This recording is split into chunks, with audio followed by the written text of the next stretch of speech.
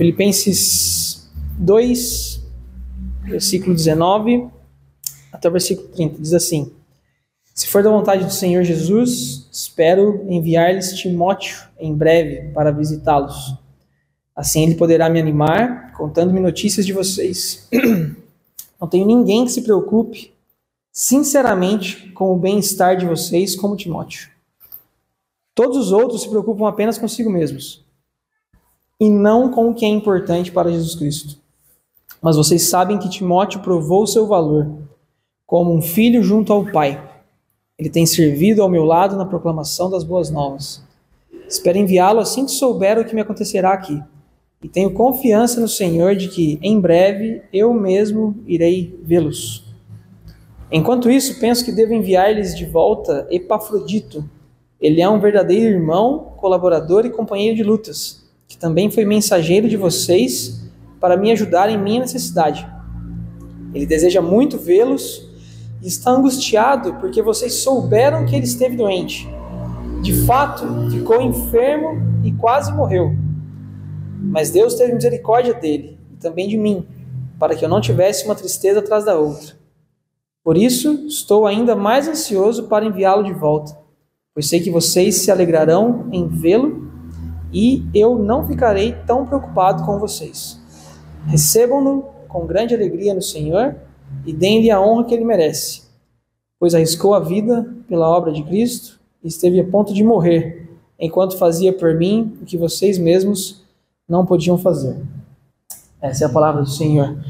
Irmãos, nós estamos então chegando aos versículos finais aí do capítulo 2 de Filipenses, né?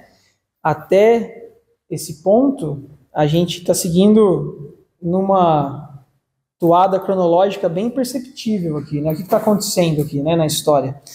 Epafrodito, né? Esse personagem que surge agora de repente, Epafrodito, ele levou uma oferta dos filipenses até Paulo, que estava preso em Roma. Então, quando chegou lá, né, a oferta, Paulo recebeu com ações de graça, ele escreveu a introdução de Filipenses, né, agradecendo pela oferta, né? Lá logo no versículo 5, se não me engano, ele já está agradecendo essa oferta, que essa era a missão de Epafrodito, levar uma oferta para Paulo, a gente vai entender isso melhor daqui a pouco. E depois Paulo, na carta, reflete sobre a prisão dele, né, sobre o fato dele estar preso.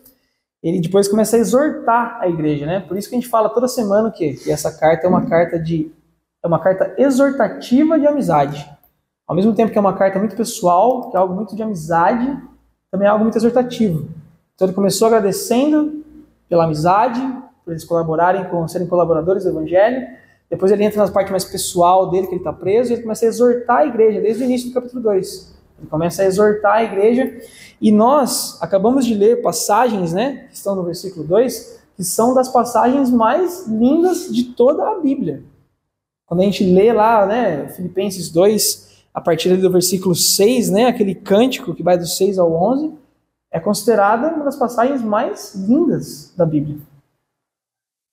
Do versículo 12 ao versículo 18, a gente também tem analogias belíssimas ali. E aí, de repente, vem uma parte que parece até meio trivial. De repente, chega algo meio que do nada, assim, Paulo está fazendo uma recomendação dos irmãos. Ele diz, acabei de lembrar, viu, o Timóteo vai dar um pulo aí, e o Epafrodito está voltando.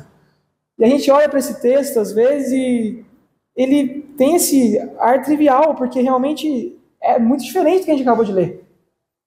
Mas que não quer dizer que a gente deve negligenciar essa passagem como menos importante do que as que a gente acabou de ler, porque daqui a gente pode tirar lições preciosas para nós também, que são muito valiosas para nós, especialmente para nós enquanto igreja. Bom dia, meu amigo. Bom dia, bom dia. Bom dia, Alex. Seja bem-vindo.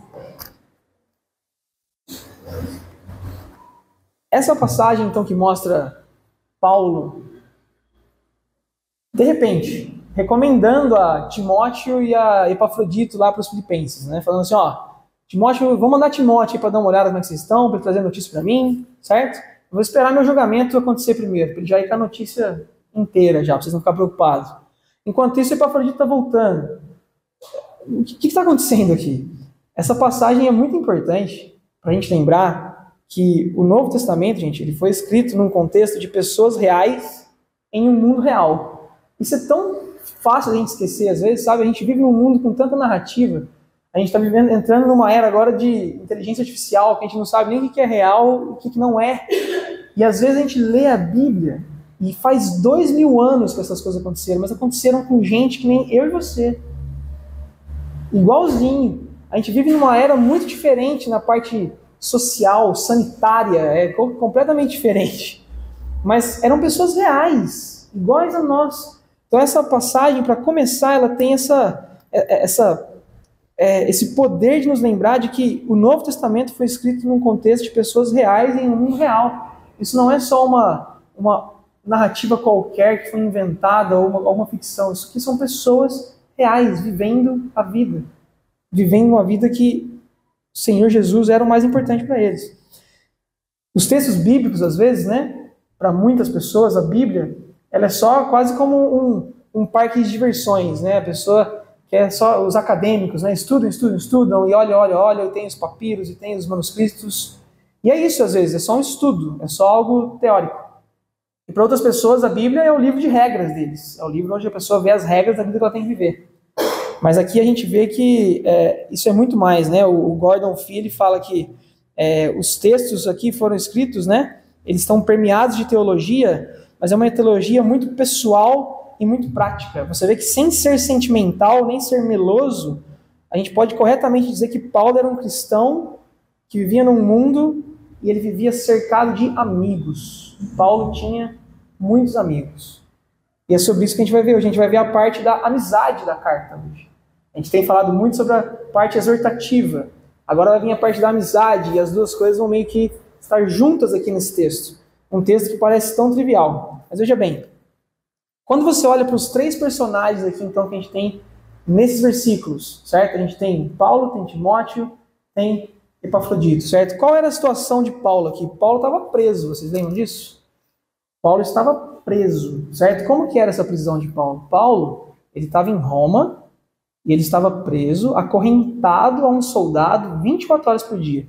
Então ele não estava numa cela, ele estava na casa dele, porque ele era cidadão romano. Então ele tinha alguns privilégios. Olha que privilégio. O privilégio era estar preso em casa. Certo? E a tornozeleira dele não tinha tornozeleira. A tornozeleira dele era uma corrente, certo? Que ficava no braço dele 24 horas por dia. E os soldados ali da guarda iam revezando com ele. Essa era a situação de Paulo, certo? Quando ele está escrevendo essa carta, é isso. Ele tinha alguma liberdade porque ele era cidadão romano. Então ele podia receber pessoas, inclusive quem? Epafrodito, que chegou com a oferta dos filipenses. Nessa época, quando a pessoa era presa, o governo não cuidava dela. A pessoa tinha que dar seu jeito. Mas como é que a pessoa dá seu jeito se ela está presa? Se ela não pode sair de casa? Ele dependia de quem? Dos amigos. E Paulo, então, fica muito agradecido ao povo de Filipe, aos filipenses. Por quê? Porque eles vieram trazer uma oferta literalmente em dinheiro para ele, porque ele não tinha o que fazer. Porque ele não tinha como continuar na profissão dele. Porque Paulo, né, ele até diz em algumas passagens, né, que eu fico satisfeito que eu não dou trabalho para ninguém. Né, eu faço as minhas coisas aqui, dou jeito de ganhar meu dinheiro, ele não sou um peso para ninguém, ele fala em alguns momentos. Só que, de repente, ele foi cerceado disso aí. E aí ele precisava de amigos. E os amigos chegaram, né? Epafrodito chegou com a oferta. E como foi essa trajetória? Tava ruim para Paulo? Bom, não tava. Estava preso. E para Epafrodito fazer essa viagem, como é que foi isso? Para nós hoje fazer uma viagem, né, é algo tão trivial, é algo que a gente faz por lazer, a gente faz para se distrair. Essa viagem aqui que Epafrodito fez, provavelmente ela teve um período em que foi de barco e um período que foi a pé. É muito provável disso.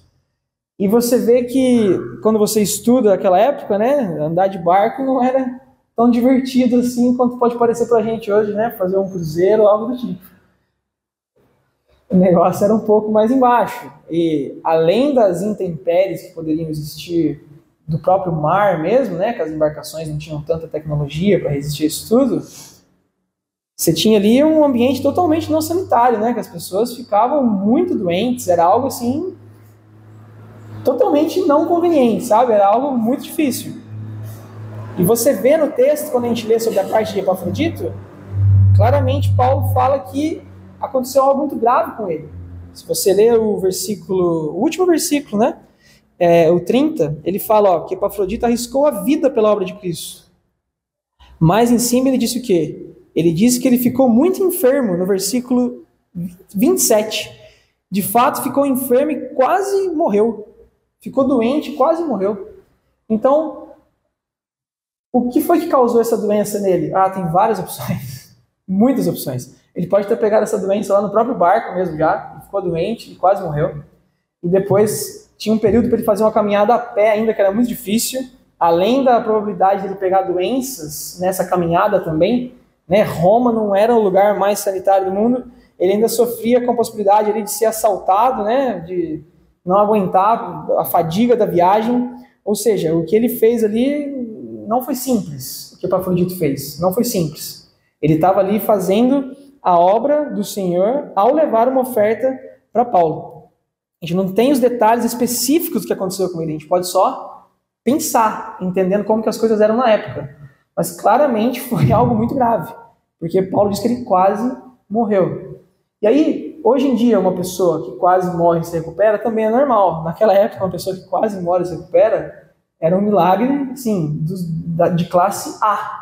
Porque era muito difícil alguém pegar uma infecção, alguém pegar algo grave e se recuperar. Então, isso era algo digno de nota. Paulo fez questão de colocar, né, no texto bíblico. Né, o fato de a própria doença de Epafrodito ser resultado de arriscar sua vida pelo bem da obra de Cristo é digno de nota. Especialmente em uma cultura em que assumir riscos se relaciona, na verdade, ao que para nós hoje? Só fazer coisas arriscadas, negócios arriscados, né? Você aposta, a gente pensa em coisas arriscadas, a gente pensa o quê? Fazer um investimento ousado. Né? Vou comprar Bitcoin, ousado. Naquela época, fazer algo ousado era fazer isso, era pegar um barco, era ir levar um negócio para alguém em outro lado. Isso era fazer algo ousado, era muito mais pessoal. Então, essa viagem era muito difícil, correto? Aí Paulo chega para Timóteo e fala assim, Timóteo, é tua vez. Vai lá para Filipe agora, beleza? Sei que vai pegar o barco. E Paulo estava preso. Timóteo era o braço direito dele. Se precisasse buscar alguma coisa, fazer alguma coisa, provavelmente era para Timóteo que ele pedia. Ele estava abrindo mão, talvez, da única ajuda sincera que ele tinha ali. O que a gente observa, então, quando a gente vê esse texto aqui? Para mim, o que mais salta aqui aos olhos quando a gente lê esses versículos é o quê? A amizade que existia entre essas pessoas. A amizade genuína que tinha entre eles. Eles eram amigos, amigos mesmo. Estavam dispostos a colocar a vida deles em risco uns pelos outros.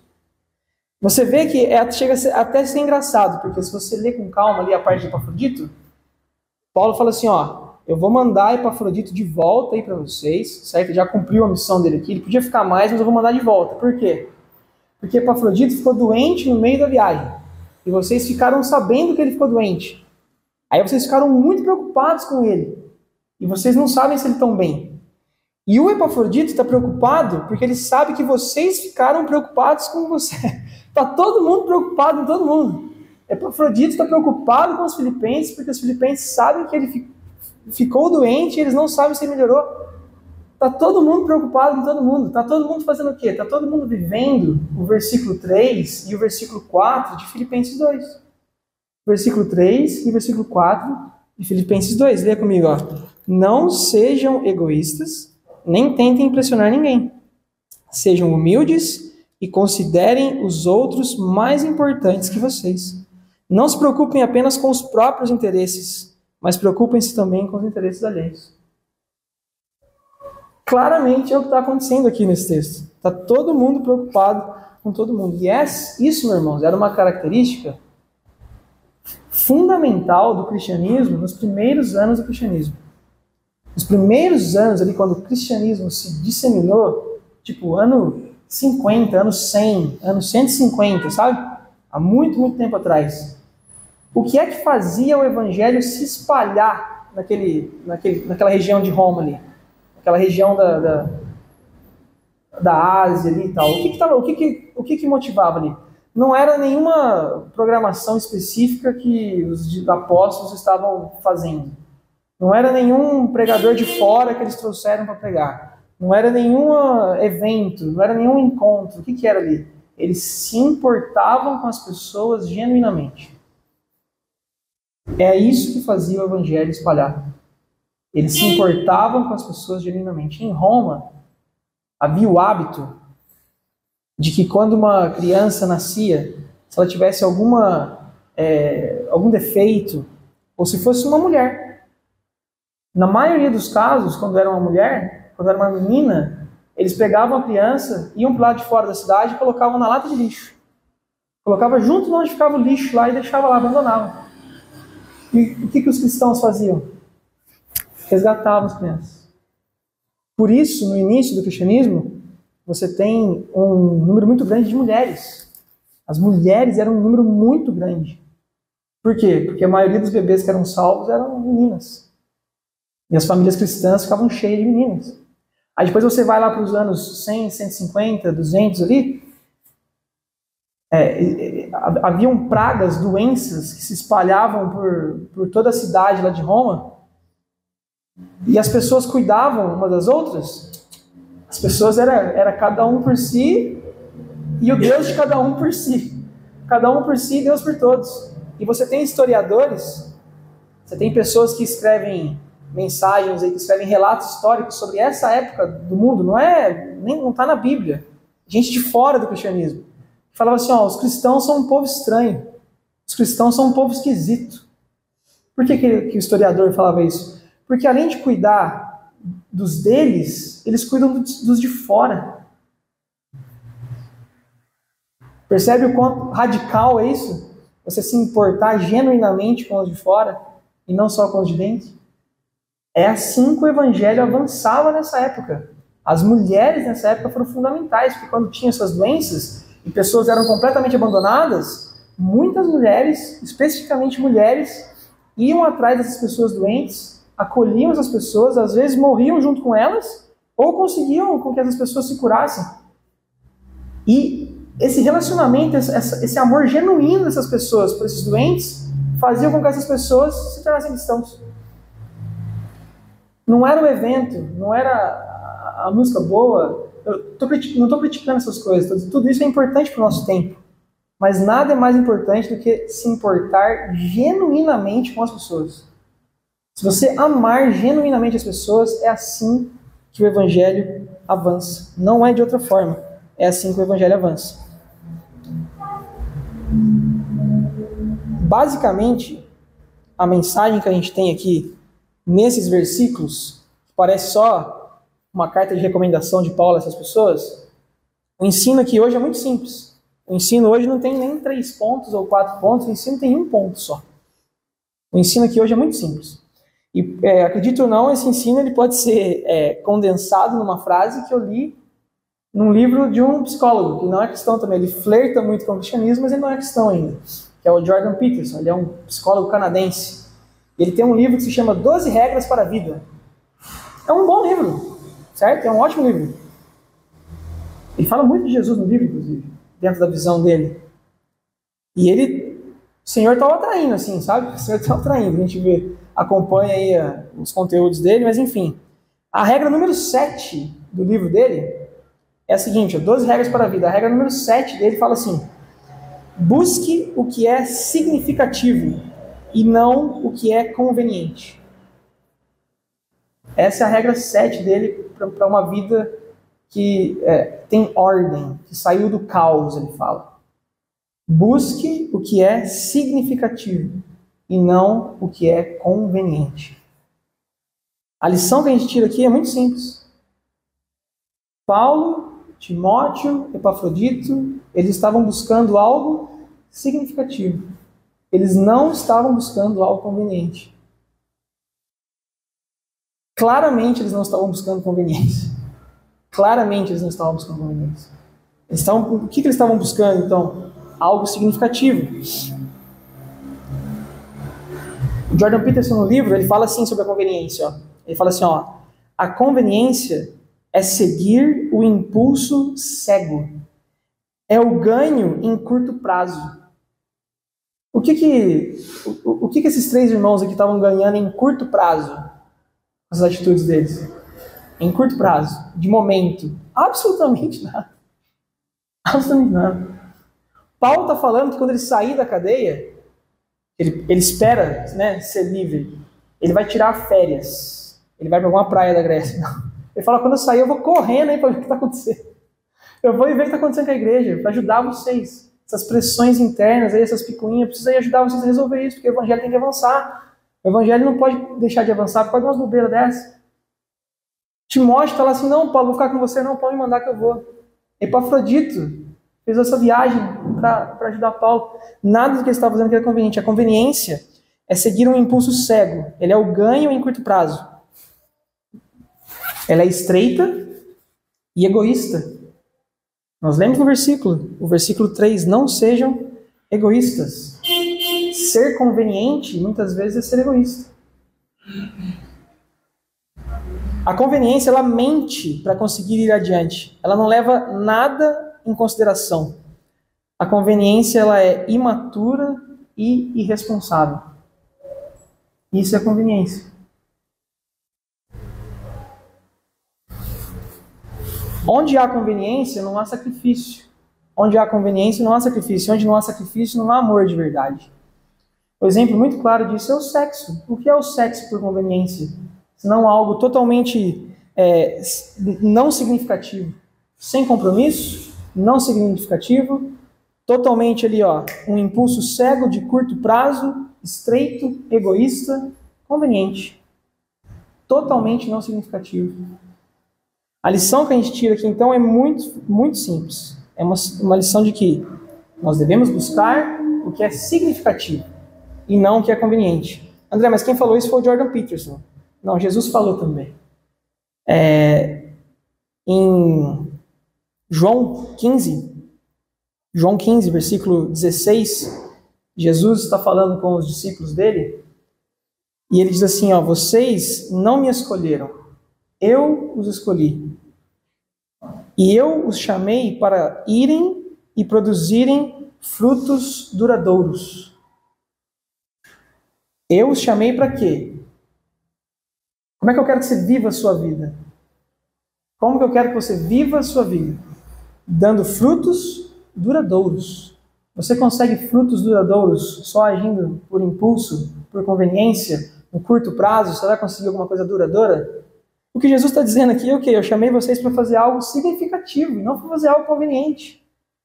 Não pare de viver só pela conveniência das coisas. O único investimento realmente duradouro que a gente pode fazer nessa vida e realmente significativo que a gente pode fazer nessa vida é o investimento que você faz em pessoas. Se você investir em pessoas, isso é um fruto duradouro. Todo o resto que você investir vai passar. Não só na eternidade, mas nessa vida mesmo. Se você investe na pessoa, nessa vida, isso dura. Dura na pessoa. Enquanto a pessoa existir, dura e às vezes vai durar na eternidade. O investimento que você fizer, o investimento que é realmente significativo, é um investimento feito em pessoas. Por que nós deveríamos viver assim? Não só porque um psicólogo falou que essa é uma regra boa para a sua vida, mas porque Jesus disse, eu te chamei para ser meu discípulo, certo? Certo. E eu quero que você viva assim. Eu quero que você viva buscando dar frutos duradouros. Eu quero que você viva buscando algo significativo e não só o que é conveniente. Mas como a gente faz isso? Investindo em pessoas. Como a gente investe em pessoas? Você precisa fazer uma viagem de barco aí e pegar uma doença. Talvez em algum contexto muito específico você vai precisar, mas não é exatamente essa. Que aí a gente fala assim, não, beleza, eu quero viver então. Significativo, me dá uma lista aqui que eu tenho que fazer. Passe para mim certinho. Eu tenho um horário aqui segunda-feira, 3 da tarde. O que eu posso fazer? Não é assim que funciona, entendeu? Não é assim que funciona. Você não precisa ser preso, nem viajar para longe.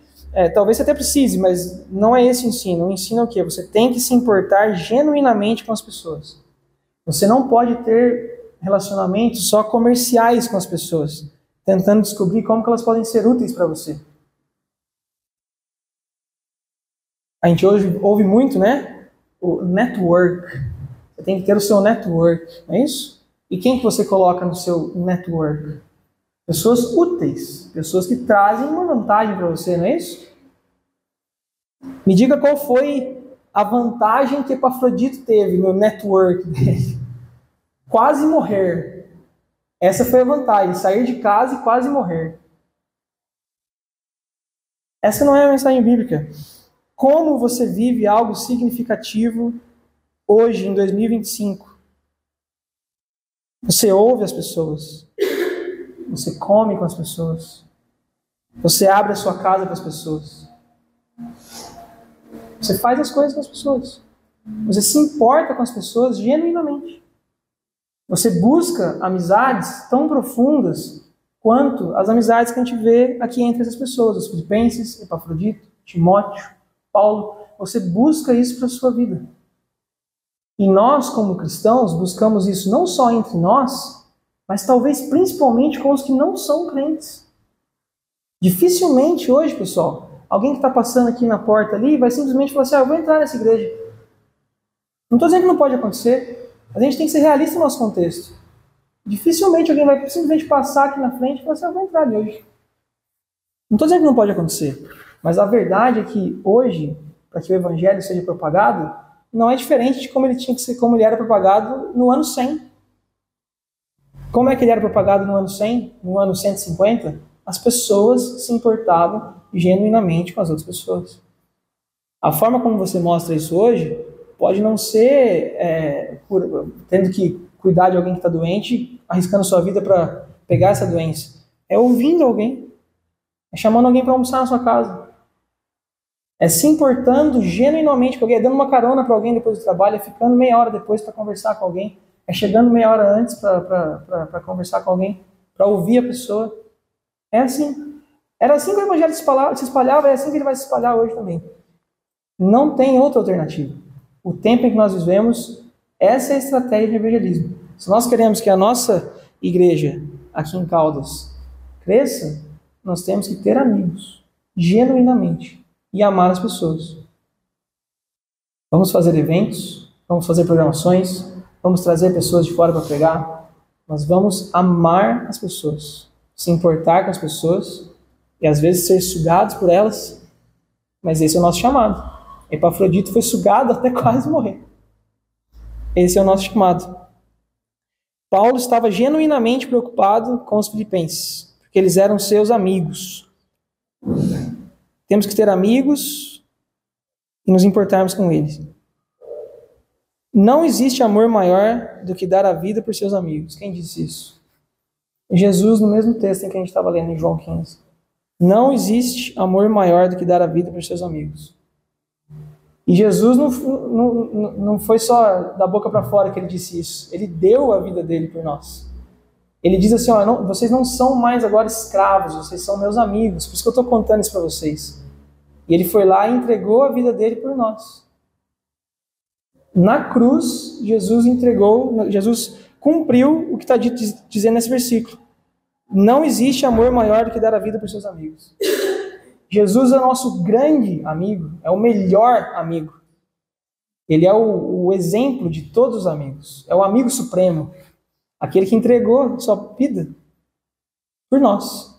Para que nós agora fôssemos até mais do que amigos. Nós somos agora irmãos. A gente usa tanto essa palavra, né? Irmãos. Somos irmãos, somos adotados na família de Deus. Fazemos parte da família de Deus. Porque nós merecemos isso? Não. Mas porque Jesus comprou para nós esse lugar na família de Deus. Não há amor, não existe amor maior do que dar a vida por seus amigos. Que isso possa ser algo que esteja fincado na visão da nossa igreja, meus irmãos. Que isso faça parte da cultura da nossa igreja. Que a gente possa pensar nisso para todos os cultos, para todos os eventos. Amém?